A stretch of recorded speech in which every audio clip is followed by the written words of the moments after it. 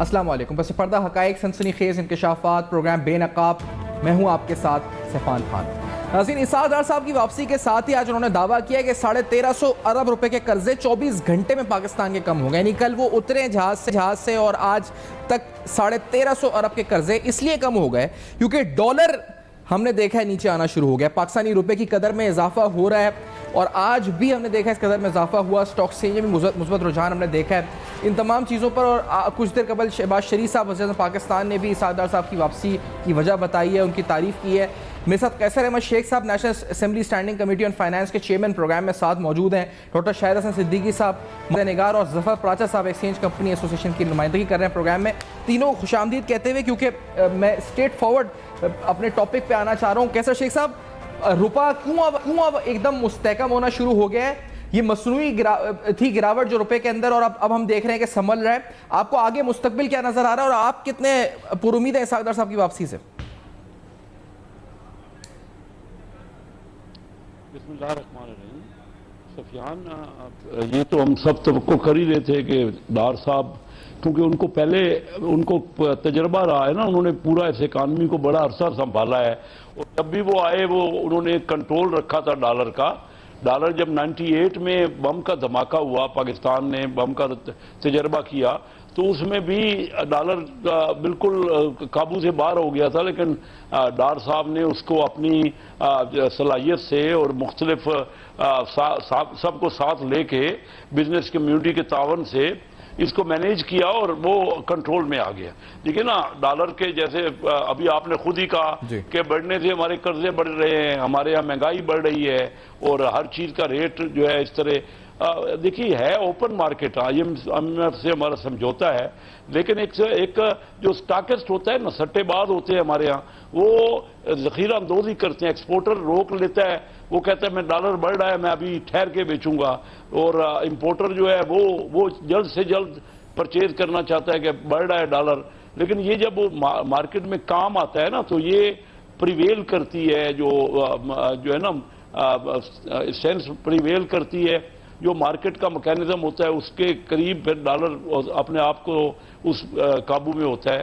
तो मैं तो पहले दिन से कह रहा था, क्योंकि मिफ्ता इस्माइल का तजर्बा नहीं था ना, तो वो उसको मैनेजमेंट का इतना अंदाजा नहीं था। वो जो बात IMF करती रही उसको मनोआन मान लिया। हालांकि कोई ऐसी भी खबरें कि कुछ IMF की तरफ से लचक का मुजाहरा होने वाला है, कुछ एक तो फ्रंट लोड कर दिया जाएगा, कुछ ट्रांच जो 1.1 अरब डॉलर की आ रही है, फिर फ्रीज कर दिया जाएगा पेट्रोलियम लेवी और कुछ फ्यूल एडजस्टमेंट्स को 3 महीने के लिए। फिर ये भी इत्तला आ रही है कि शायद करंट अकाउंट और फिस्कल डेफिसिट टारगेट्स को भी रिलैक्स किया जाएगा। आप तस्दीक कर सकते हैं या इस बारे में आपको कोई इत्तला है कैसर साहब? नहीं सफजान, मैं कोई तस्दीक तो नहीं कर सकता, लेकिन जो खबरें आपने भी सुनी है, मैंने भी सुनी है, ये तो खुद उन्होंने इंडिकेट किया है ना IMF ने कि हम कुछ कर्जों में कोई सहूलतें जो उसकी पे बैक का है या कुछ और दूसरी कंडीशनलिटी में कोई सहूलतें हो सकती हैं, ये इनाफिंग है, होना भी चाहिए। हमारे यहाँ जो सैलाब का इतना बड़ा नुकसान हुआ है और उससे तकरीबन 30 अरब डॉलर का अंदाजा किया जा रहा है, तो ये तमाम खुद UN के सेक्रेटरी जनरल ने कहा, हमारे यूनाइटेड स्टेट्स में प्रेसिडेंट ने खुद भी ये बात की, UN के फोरम पे बात की, और आप ये देख रहे हैं कि आज मुलाकात बिलावल भुट्टो साहब की भी फॉरेन मिनिस्टर से हुई। उन्होंने $10 मिलियन को एडिशनल हमें उन्होंने कहा कि जो भी सामान है और जो खेप है वो जारी की जाएगी।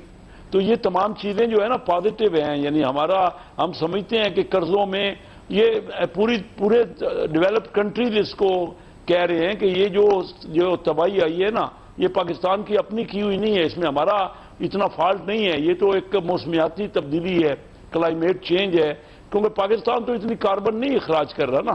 तो ये इस बात पे सिंपथी है, इस बात पे ना सिंपथी है, UN में भी सिंपथी है, यूनाइटेड स्टेट में भी सिंपथी है, IMF ने भी इसका खुद अंदाजा किया है कि पाकिस्तान को अगर कोई सहूलत नहीं दी जाएगी, और फिर दुनिया में तेल की कीमतें घट गई हैं। आप देख रहे कमोडिटी की प्राइस जो है ना वो दुनिया में बहुत कम हो रही हैं। पहले तो क्योंकि बढ़ रही थी ना, उससे हमारे डॉलर पे जो प्रेशर है इंपोर्ट पे वो कम होगा।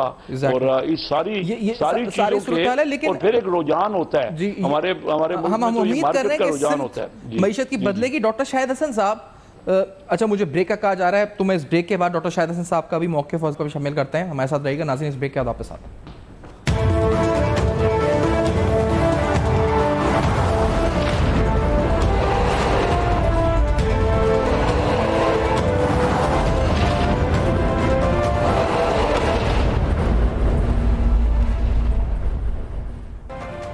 वेलकम बैक, आप देख रहे हैं बेनकाब। डॉक्टर शाहिद सिद्दीकी साहब, आप बताइएगा कि ये अचानक हुआ क्या है? सागदार साहब वापस आए और फिर रुपए में हमने देखा कि इजाफा शुरू हुआ और जो पैरिटी थी वो इम्प्रूव हुई। ये हुआ क्या अचानक? क्या ना कोई फंडामेंटली कोई चेंज हुआ, ना कोई ऐसा मेजर अनाउंस हुआ, ना कोई रिलैक्सेशन IMF की तरफ से ऑफिशियली अनाउंस हुआ? आपने इसको किस तरह इंटरप्रेट किया इसको डॉक्टर साहब? जी, पहली बात तो ये है कि आम तवक्को यही है कि डार साहब बीमार मईशत को ज़्यादा बेहतर तरीके से मैनेज करेंगे, आलमी मालियाती इदारों के साथ बेहतर तरीके से डील करेंगे। अच्छा। और जो उनकी कारकर्दगी होगी वो मीडिया के साथ, अवाम के साथ और दुनिया के साथ ज़्यादा बेहतर तरीके से वो उसको प्रोजेक्ट करेंगे। इसके साथ ही जो बुनियादी चीज़ है हमें समझनी है कि कम से कम 4 फैक्टर्स ऐसे थे जहां वर्स्ट वाज ऑलरेडी ओवर, यानी जितनी तबाही होनी थी हो चुकी थी और अब वापसी का सफ़र शुरू होना था। इसमें कतई कोई शुबे की बात नहीं है। और वो जो 4 चीज़ें हैं वो हैं स्टेट बैंक के पास रिजर्व्स, रुपए की कदर, डिस्काउंट रेट और महंगाई। इन्हीं 4 चीज़ों में बेहतरी आएगी। मईशत की सिमत दुरुस्त नहीं होगी, मईशत में कोई पायदार बेहतरी नहीं आएगी। ये 2 मैं बिल्कुल वाज़ेह तौर पर आपको बता रहा हूँ।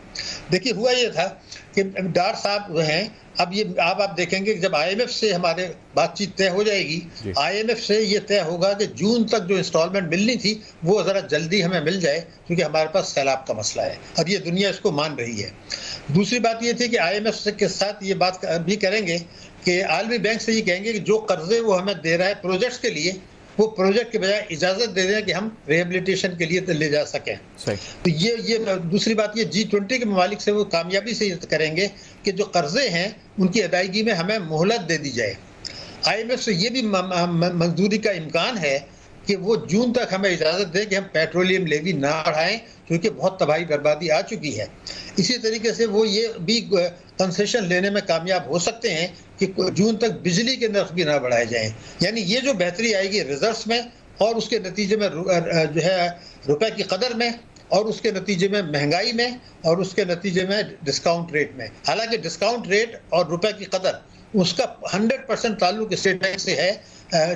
अब वो इंटरफेयर तो नहीं कर सकते बिल्कुल, लेकिन ऐसी माशी पॉलिसियां अपना सकते हैं बाहर से इमदाद लेकर, बाहर से कर्जों में मोहलत लेकर, जिससे आप ये देखेंगे। मैं इसकी वजाहत ऐसे करूं कि सबको पता था कि 240 जी थी, ये वर्स्ट फिगर थी और इससे आगे जाने का कतई कोई इम्कान नहीं था। हमें पहले से ये भी पता था कि अक्टूबर के बाद 15% की जो डिस्काउंट रेट है ये नहीं रहेगा, ये आहिस्ता आहिस्ता नीचे आएगा। इसको आना है नीचे, क्योंकि आलमी मंडी में तेल की कीमतें भी जो हैं वो जो है आपको पता है कि कम हो रही हैं। हमारे खत्ते के ममालिक में वो बहुत ज्यादा कम है। और तो महंगाई जो 27.3 थी। डॉक्टर साहब, ये जो बैंक हैं जिनके बारे में नाम सामने आए, क्या उन बैंक के खिलाफ भी सादार साहब कार्रवाई करेंगे? आपको लगता है कि स्ट्रिक्ट एक्शन होगा या ये मामला दब जाएगा? आपकी उम्मीदें क्या हैं शाह साहब? यही है कि दब जाएगा, क्योंकि अब ये था माजी में कम से कम 4 ऐसी मिसालें हैं जब हुकूमत ने ये तस्लीम किया कि जनाब बैंकों ने फ़ायदा उठाया है, सट्टेबाजी की है, गलतकारियाँ की हैं।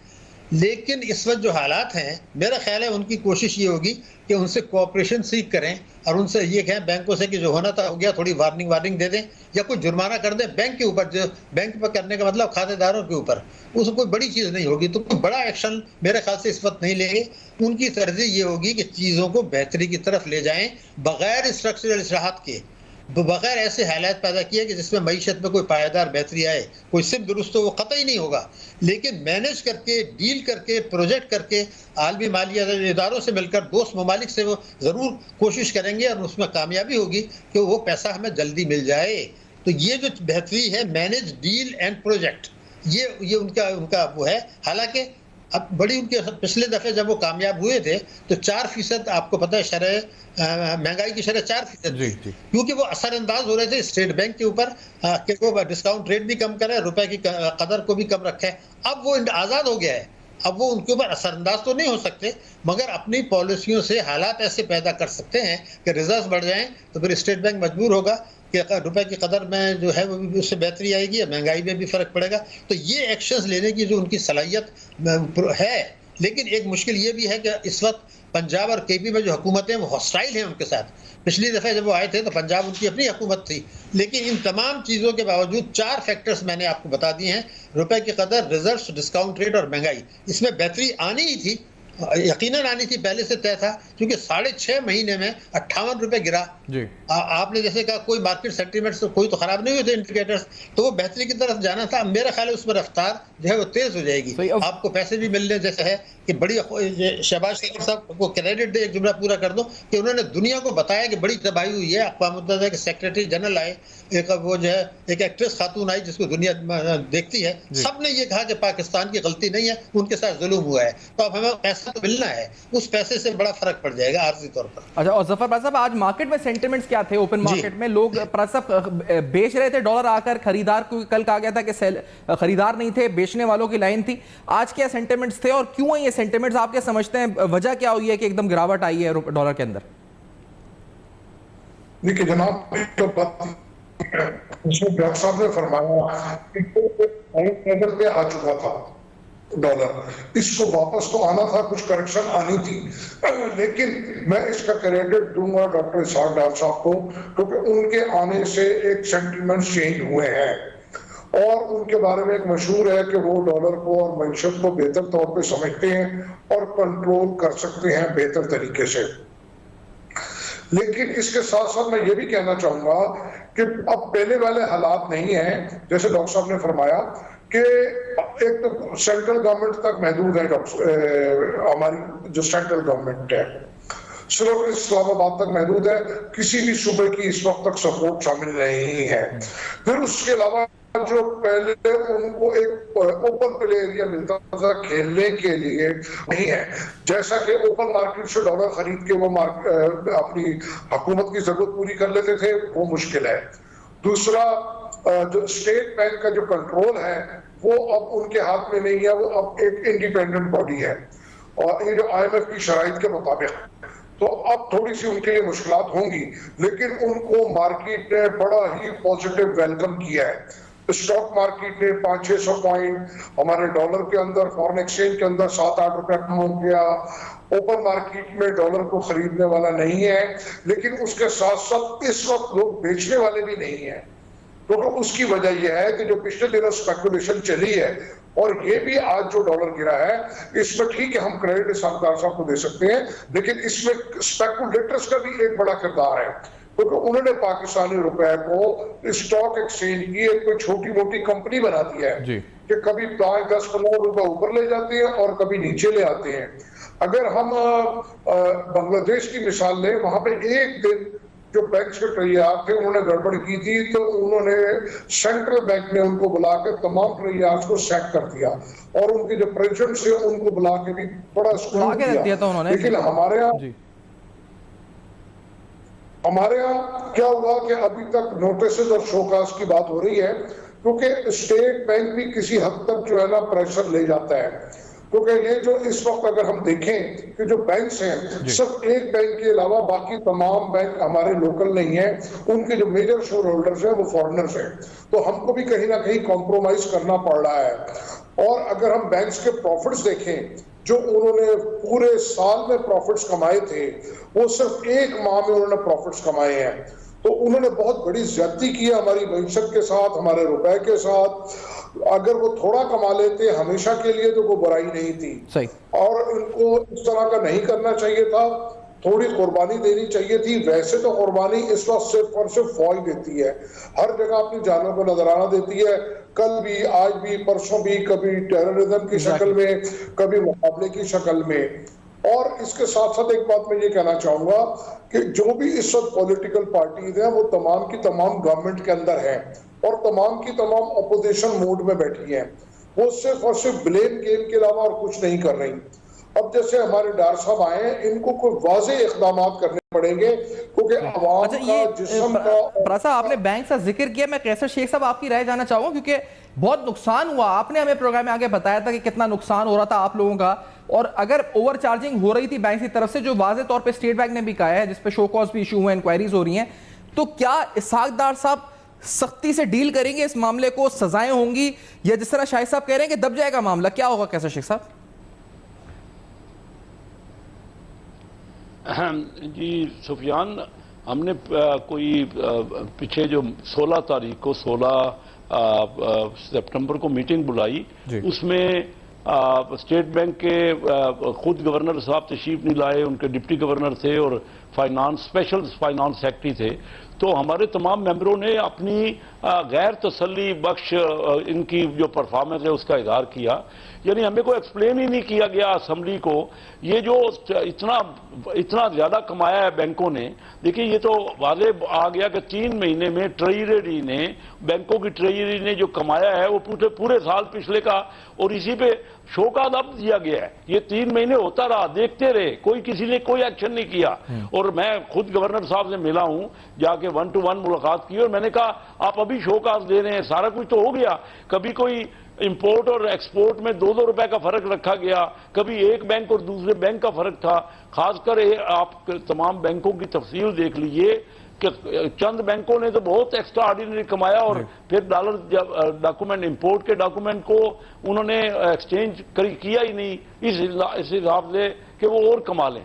ये अगर हम स्टेट बैंक कंट्रोल नहीं करेगा या फाइनेंस मिनिस्ट्री उनको पूछेगी नहीं बैंकों को, तो ये तो इस तरह होता रहेगा। बहुत ज्यादती हुई है, उससे आपकी महंगाई भी बढ़ी है, उससे बिजनेसमैन को भी बहुत बड़ा नुकसान हुआ है। और मैं अभी हमने एक मीटिंग बुलाई है, नेक्स्ट मीटिंग, उसमें 4 तारीख को, मंगल को, 4 अक्टूबर को, उसमें हमने स्टेट बैंक के गवर्नर साहब को और फाइनेंस सेक्रेटरी को और अपनी फाइनेंस मिनिस्ट्री में फाइनेंस मिनिस्टर साहबान को हमने रिक्वेस्ट की है, और वो आएंगे, उसमें वो एक्सप्लेन करेंगे ये क्या हो रहा है। यही जो होता रहा ना, स्पेकुलेटिव बाइंग होती रही, और खामखा लोग ये अपना डॉलर ओपन मार्केट में रखे। अब देखिए ना, 2 दिन में तकरीबन 10 रुपए ओपन मार्केट में डॉलर कम हो गया। क्या वजह, किधर था डॉलर? वो था ना उनके पास, जो अब वो बेचने निकले तो लेने वाला कोई नहीं था। तो स्पेकुलेटिव काम हुआ है बहुत कुछ। लेकिन उसके बावजूद ये भी है कि हमारी इंपोर्ट ज्यादा है, एक्सपोर्ट कम है, और डॉलर में जो ये देखिए ना, आप देखिए कि हमारे पड़ोसी ममालिक में तो बहुत कम फर्क पड़ा है। डॉलर पूरी दुनिया में स्ट्रॉन्ग है। आज आप देखिए पाउंड के हिसाब से भी डॉलर पाउंड के निस्बत भी काफी बढ़ रहा है।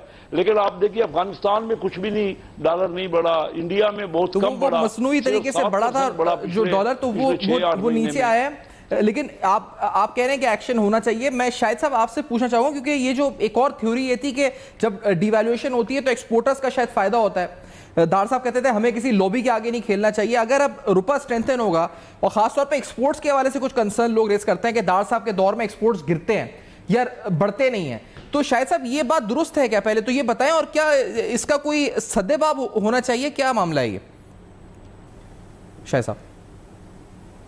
देखिए, ऐसा है, डॉक्टर साहब ने जिस वक्त रुपए की कदर को कम रखा था और मुस्तहकम रखा था और डिस्काउंट रेट कम किया था, उससे महंगाई 4% थी, लेकिन बरामदात उनके दौर में गिर गई थी।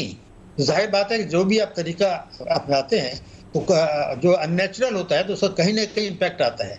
लेकिन ओवरऑल हमारी थिंकिंग ये थी कि अगर 4% पर हमारा ग्रोथ रेट ऊंचा जा रहा है तो बरामदात को अगर नीचे फॉर द टाइम बिंग गई हैं तो आगे चल के शायद मैनेज हो सकता था। लेकिन आज हालात बिल्कुल मुख्तलिफ हैं। पहला हाल तो ये है कि डॉक्टर साहब इंटरफेयर नहीं कर सकते रुपए की कदर में, डॉक्टर साहब इंटरफेयर नहीं करते डिस्काउंट रेट में, तो ये 2 चीज़ें तो उनके हाथ से निकल गई, बिल्कुल निकल गई। अब सवाल ये है कि मैंने जैसे कहा था कि महंगाई कम होगी, उसका मतलब ये नहीं है कि खत्ते से दुगनी फिर भी रहेगी। हुआ ये था कि 27% एक्स्ट्रा ऑर्डिनरी चली गई थी ऊपर, और उस वक्त भारत में शायद 8 या 9% थी और बांग्लादेश में हम 27% पे थे, उसने थोड़ा नीचे आना है। लेकिन सबसे बड़ा मसला ये आएगा कि हमारा ग्रोथ रेट 2.5% से बढ़ने वाला नहीं है। तो अगर ये 2.5% जो है आपका ग्रोथ रेट है और 18% महंगाई है, हुकूमत तो क्रेडिट लेगी कि मैंने महंगाई कम कर दी, मैंने रुपए की कदर कम कर दी, मगर सवाल ये पैदा होता है कि आम आदमी के नुक्ता नज़र से तो उसको रोजगार के मौके कमाएंगे, महंगाई फिर भी उसकी जो अप्रोच से ऊंची रहेगी। और जो सबसे बड़ी खराबी हमारी मईशत में है वो ये है कि बरामदात के बजाय रेमिटेंसेस पर एम्फेसिस है। इससे पहले जो 2 साल गुजरे हैं, पाकिस्तान शायद दुनिया का एक खित्ते का वाहिद मुल्क है जिसकी जीडीपी के लिहाज से एक्सपोर्ट कम है और रेमिटेंसेस में हम सबसे आगे हैं खित्ते में। क्यों? क्योंकि रेमिटेंसेस जो हैं वो आपको भी पता है इतनी जेन्युइन नहीं है, और जब $1 लाख की रेमिटेंस आती है तो उसमें 50,000 रुपए तक का टैक्स का नुकसान हो सकता है और वो पैसे वापस भी चले जाते हैं। तो जब तक हम अपनी टैक्सों की पॉलिसी, तवानाई की पॉलिसी और कर्जों के बजाय मुल्क की बचतों को बढ़ाना, बैरूनी कर्जों के बजाय सरमायाकारी, अगर इन 3 चीज़ों पर नहीं जाते तो आप जो भी कर ले मईशत में पायदार बेहतरी नहीं आएगी। जो आपका बुनियादी सवाल है मईशत की सिर्फ होने का, मतलब कह रहे हैं 1 साल में कतई कोई इम्कान नहीं है। स्ट्रक्चरल चेंज कोई नहीं होगी आपको लगता है, लेकिन 3-4 इंडिकेटर्स आपने गिनवाए। सफर साहब, आप ये मुझे बता दें किन लेवल्स पे आप देख रहे हैं, क्योंकि 200 की बात हो रही है, दार साहब खुद 170-180 कह चुके हैं कि इंटरव्यू के अंदर के वहां तक आप वो देखते हैं रियल इफेक्टिव एक्सचेंज रेट। तो वे डू यू सी, आप क्या लगता है कितने 3 माह के अंदर 200 तक हम आ जाएंगे या इससे भी नीचे जाने का पोटेंशियल है रुपए डॉलर की और रुपए पैरिटी में? देखिए जनाब, बात यह है कि डॉलर को मैं जो देखता हूं अभी फौरी तौर पे तो 200 रुपए पे देखता हूं, और लॉन्ग टर्म में मैं 160 से 70 रुपए के ऊपर इसको हमारे जो फाइनेंशियल क्रीडेंशियल्स है उसके मुताबिक होना चाहिए। एक्सेप्ट इसके कि कोई IMF की कोई कंडीशन हो कि हमको इसको 200 पे या 250 पे या 275 पे रखना है, क्योंकि हमारे जैसे डॉक्टर साहब ने फरमाया जो हमारी इंपोर्ट और एक्सपोर्ट का बहुत बड़ा फर्क है।